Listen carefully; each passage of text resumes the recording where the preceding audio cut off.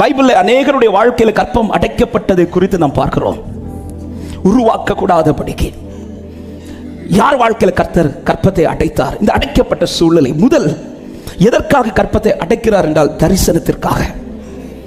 Abraham வாழ்க்கையில் கர்த்தர் தரிசனத்தை வைத்து சாராளுடைய கற்பத்தை அடைத்தார்.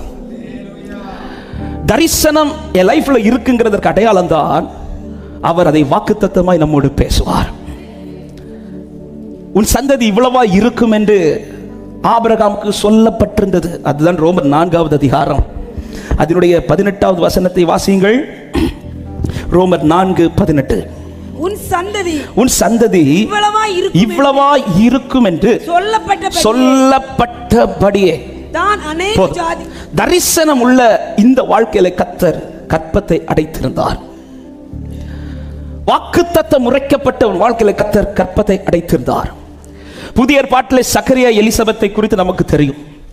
அவர்களுக்கு ஆண்டவர் ஆரம்பத்தில் வாக்கு கொடுக்கவில்லை. ஆனால் அவர்களுக்கு பிறக்க போகிற மகனை குறித்து, யோவானை குறித்து ஏற்கனவே தீர்க்கதரிசியால் வாக்குத்தத்தம் உரைக்கப்பட்டிருந்தது. அதுதான் ஏசாயா 40வது அதிகாரம் 3 முதல் 5 வரை வாசித்தீர்கள் என்றால் தெரியும். கர்த்தருக்கு வழியை ஆயத்தப்படுத்துங்கள், அவாந்தர வெளியிலே நம்முடைய தேவனுக்கு பாதையை செவ்வை பண்ணுங்கள் என்று 5வது வசனத்தில் சொல்லுகிறார். கர்த்தரின் வாக்கு இதை உரைத்தது என்று வனாந்தரத்தில் கூப்பிடுகிறவனுடைய சத்தம் உண்டாயிற்று.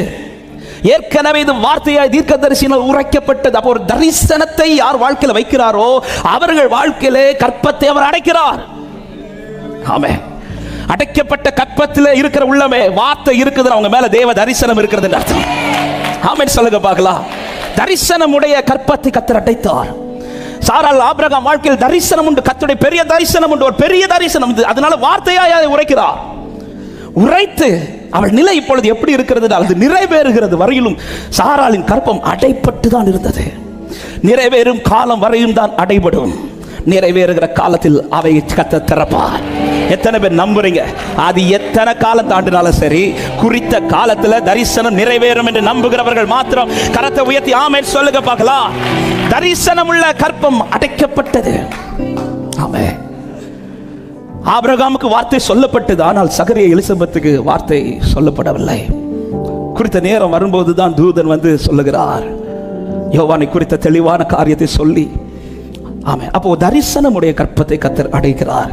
இரண்டாவது, எந்த கற்பத்தை கர்த்தர் அடைக்கிறார் என்றால் திட்டத்திற்குரிய கற்பத்தை அடைக்கிறார். தரிசனம் வேறு, திட்டம் வேறு. என்ன திட்டத்திற்குரிய கற்பம்? இது யார்? இது அன்னாளை குறித்து. அன்னாளின் கற்பம் அடைப்பட்டது ஏற்கனவே வார்த்தையை கொடுத்ததினால் அல்ல. அன்னாளுக்கு சாமுவேல் தான் பிறக்க போகிறான் என்பதே தெரியாது. ஆமென். பெனினாளுக்கு கிட்டத்தட்ட குறையாம 10 குமாரர் இருந்திருக்கலாம். எனவேதான் எல்கானா வந்து சொல்ற வார்த்தை 10 குமாரரை பார்க்கிலும் நான் உனக்கு அதிகம் அல்லவான்னு சொல்ல காரணம், பெனினாளுக்கு ஒருவேளை எத்தனை பிள்ளைங்க இருந்திருக்கலாம்? 10 பிள்ளைங்க இருந்திருக்கலாம். 10 பிள்ளைங்க பிறக்கிற இடத்துல ஒரு வருஷத்துல கூட ஆண்டவர் ஒரு வார்த்தை கூட சொல்லலை, எப்பா நான் உனக்கு சாமுவேலை தருவேன். ஆமென். திட்டம் உடையவர் வாழ்க்கையில வார்த்தை இருக்காது, ஆனால் கர்த்தர் ஒரு பெரிய திட்டத்தை போட்டு வச்சிருப்பார். ஆமென். திட்டத்தை போட்டு வச்சிருப்பார். அன்னாளை குறித்து நம்ம படிக்கும்போது அவளை குறித்து எந்த குறையுமே சொல்ல முடியாது. பெனினாள் இவ்வளவு அவளை அற்பமாய் பேசின பிறகு கூட ஒரு இடத்துல கூட அன்னாள் பெனினாளை அற்பமாய் பார்த்தது கூட, என் பிள்ளை பிறந்த பிறகு கூட சாமுவேலை கர்த்தர் அவ்வளோ ஆசீர்வதித்து உயர்த்தும் போது அன்னாள் போய் பெனினாளுக்கு முன்னாடி தன்னை தலை தூக்கி காண்பிக்கவில்லை. அவ்வளோ நல்ல குவாலிட்டியான ஒரு மகள். அவர்கள் வாழ்க்கையில் கர்த்தர் கற்பத்தை அடைக்க காரணம் ஆமென் தரிசனம் அல்ல, தேவ திட்டம் ஒன்று இருக்கிறது. ஹல்லேலூயா. அன்னாள் செய்த தவறுதலினால் இந்த கற்பம் அடைக்கப்படவில்லை, தேவன் போட்ட திட்டத்தினால் கற்பம் அடைக்கப்பட்டது. ஆமென். மூன்றாவது கற்பத்தை அடைக்க காரணம் தவறுதலினால் அடைக்கப்படுகிறது. 1 தரிசனம், 2 திட்டம், 3 தவறுதலினால். வேதத்தில் 2 காரியத்தை குறித்து சொல்ல முடியும். ராகேலை குறித்து வேதம் சொல்லுகிறது, ராகேலின் கற்பம் அடைபட்டது என்று. ஏன் அடைபட்டது என்றால் அவள் லேயாளை அற்பமாய் பார்க்கிறாள், அவளுடைய சில தவறுதலின் நிமித்தமா. எனவேதான் ராகேல் யாக்கோபை பிடித்து பிள்ளை தாரும் என்று கேட்கும்போது யாக்கோபு சொல்லுகிற வார்த்தை என்ன? ஆதியாகமம் 30:1-2 வசனங்களை வாசியுங்கள். ஆதியாகமம் 30வது அதிகாரம் 1-2 வசனங்கள். ராகேல் தான் யாக்கோபுக்கு பிள்ளைகளை பெறாததை கண்டு தன் சகோதரியின் மேல் பொறாமை கொண்டு யாக்கோபை நோக்கி, எனக்கு பிள்ளை கொடும், இல்லாவிட்டால் நான் சாகிறேன் என்றாள். அப்பொழுது யாக்கோபு ராகேலின் கோபம் கூட அவன் சொல்லுகிறார், தேவன் அல்லவோ உன் கற்பத்தை அடைத்திருக்கிறார். அப்போ ராகேலே உன் கற்பம் அடைக்கப்பட காரணம் உன்னில் இருக்கிற சில தவறுகள், சில தவறுதல் நிமித்தமாய், நம்முடைய சில கிரியைகள் நிமித்தமாய் கர்த்தர் கற்பத்தை அடைப்பார். உருவாக்கப்பட வேண்டிய அநேக காரியங்கள் இன்னும் ஏன் என் லைஃப்ல உருவாக்கப்படலைன்னா என் நிமித்தம். அது என் நிமித்தம். தரிசனம் உள்ளவன் கற்பத்தை கர்த்தர் அடைத்தார். திட்டமுடைய கற்பத்தை கர்த்தர் அடைத்தார். தவறுகள் உள்ள வாழ்க்கையிலே கர்த்தர் கற்பத்தை அடைத்தார். இன்னொரு வாழ்க்கையில கற்பம் அடைக்கப்பட்டது. அதுதான் தடையினால் அடைக்கப்பட்டார். அது என்ன தடை? ஒன்று, பலவீனம். ரெபெக்காள் மலடியா இருந்தால் என்று வேதம் சொல்லுகிறது. ஆதியாகமம் 25வது அதிகாரம் 21வது வசனம். இந்த ரெபெக்காள் எந்த தப்பும் செய்யவில்லை. ரெபெக்காளுக்கு வார்த்தையும் கொடுக்கப்படவில்லை.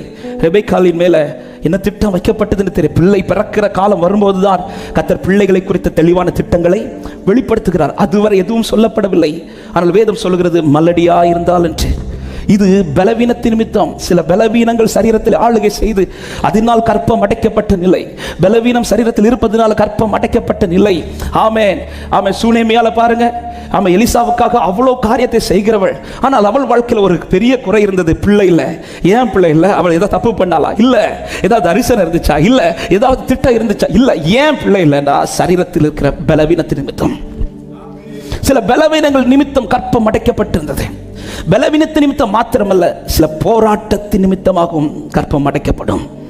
அதுதான் ஏசாயா 27வது அதிகாரம் 2வது வசனத்தில் சொல்லப்படுகிறது.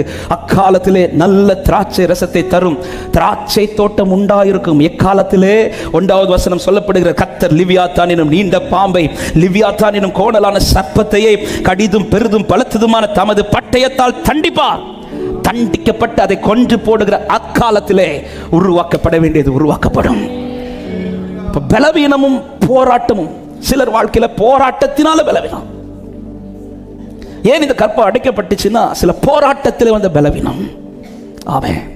ஏன் இந்த 4 காரியத்தை எடுத்து சொன்னேன் என்றால், இந்த 4 காரியத்தில் இருந்தவர்கள் வாழ்க்கையிலும் கர்த்தர் கற்பத்தை திறந்தார். ஹல்லேலூயா. அதன் அர்த்தம் என்ன? எந்த கற்பத்தையும் திறக்க வல்லவரை தான் நான் ஆராதித்துக் கொண்டிருக்கிறேன் என்று சொல்லுகிறவர்கள் நல்ல கைகளை தட்டி விசுவாசித்து ஆமென் என்று சொல்லி, எப்படிப்பட்ட கற்பமானாலும் என் ஆண்டவர் திறக்க வல்லவராயிருக்கிறார். தரிசனமுடைய கற்பமும் திறக்கும், திட்டமுடைய கற்பமும் திறக்கும். ஒருவேளை சில தவறுதலினால் அடைக்கப்பட்டாலும் தேவனிடத்தில் திரும்புவீர்களானால் உங்கள் கற்பத்தை கர்த்தர் திறப்பார்.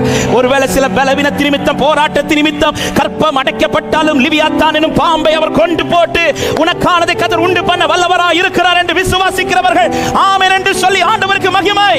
ஹல்லேலூயா.